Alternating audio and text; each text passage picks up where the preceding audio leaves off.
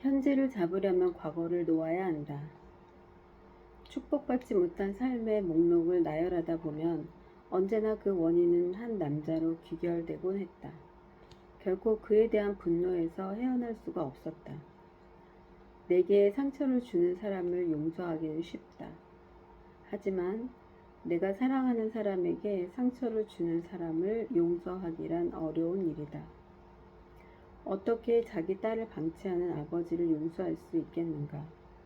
딸아이 앞에 얼굴을 드러내지 않는 아버지를, 크리스마스와 생일 때마다 딸을 실망시키는 아버지를, 아버지가 지키지 않는 약속을 누가 대신 할 수 있겠는가? 그와 나는 대학에서 몇 달 동안 데이트를 했지만 끝내 결별하고 말았다. 몇 달이 지난 후 임신한 사실을 알게 되었다. 아기를 가졌다고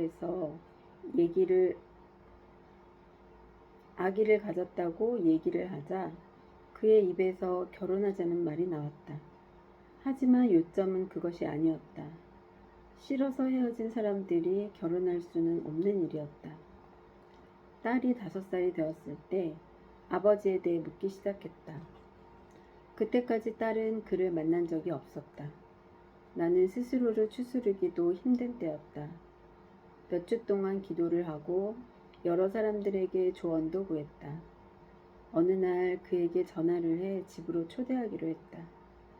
딸에게서 아버지를 배제한 것을 사과하고 그가 딸과의 만남을 이어가고 싶다면 그렇게 하도록 해주고 싶었다. 그렇게 먼저 마음의 결정을 단단히 해두었다. 그는 이사를 갔고 결혼도 한 상태였다. 그와 그의 아내는 아이를 원했지만 아이를 가질 수 없었다. 그런데 그는 자기 아내에게 이미 아이가 하나 있다는 얘기를 하지 않았다. 딸 가브리엘과 그가 만나기 전 나는 그에게 주의를 주었다. 딸에게 마음을 열고 싶으면 언제든지 열어줄 수 있어. 딸을 만나고 싶지 않으면 그냥 사라져. 이건 약속이야. 당신이 정말 원하는 것을 분명히 해. 당신 아내에게 이 사실을 말하고 충분히 생각해. 당신 둘을 위해 옳은 결정이라는 걸 분명히 했으면 해. 그는 가브리엘을 만나자마자 곧 사랑에 빠졌다.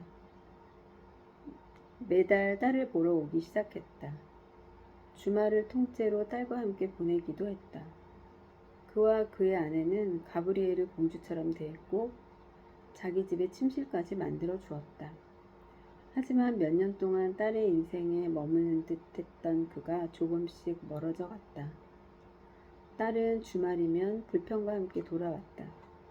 그는 교회와 이웃을 돕기 위해 그가 가진 거의 모든 시간을 할애했고 딸은 아버지를 거의 볼 수 없게 되었다. 게다가 그와 그의 아내는 2명의 아이를 입양했다. 점차 방문도 전화도 편지도 끊어졌다. 가브리엘은 울면서 아버지의 정을 호소했고 그도 그렇게 하겠다고 약속했지만 그 약속은 결코 지켜지지 않았다.